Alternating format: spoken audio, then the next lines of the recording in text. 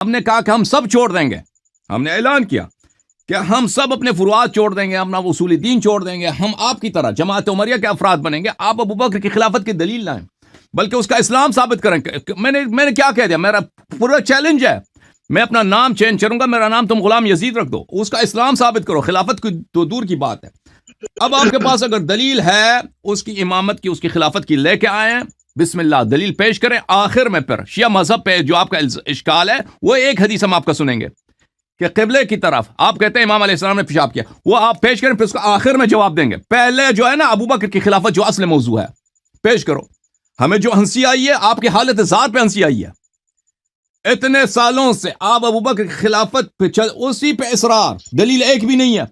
لازمی بات, ہم سے دلیل مانگتے ہو نا اہل بیت طاہرین علیہ السلام کی امامت کی, میں آپ کی کتب سے ثابت کرتا ہوں, اپنی کتب تو دور کی بات ہے.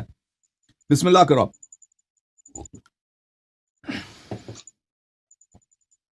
ابوبکر کی خلافت کی دلیل لے کے آؤ چشتی.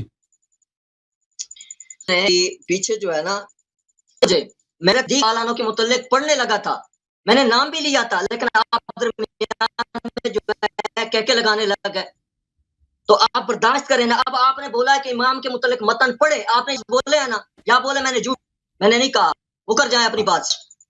میں نے کہا عرض کیا آپ کی خدمت میں کہ پہلے ابوبکر کی خلافت پہ بات ہوگی, اس کے بعد بولا ہے کہ نہیں بولا, مجھے بولنے دے. اب مجھے بولنے دے نا, آپ مجھے بولنے دے. آپ نے یہ بولا ہے نا کہ متن پڑھے امام کے متعلق, تو مجھے پڑھنے دینا. میں حضرت ابوبکر کے متعلق بھی روایت, میں نے کوئی انکار کیا؟ میں آپ کی خدمت میں 10 بستہ حاضر ہوں. آپ موضوع چینج نہیں کر سکتے. پہلے آپ کے پاس ابوبکر کی خلافت پہ جو سب سے محکم دلیل ہے اس پہ بات ہوگی. نہیں کرو گے, لیکن خاموش رہے, نہیں کرتا. میں اگر ابوبکر کی خلافت پہ بات نہیں کرتے تو میں آپ سے بات نہیں کرتا. کرتا ہوں نا, سمجھ نہیں آ رہی تمہیں؟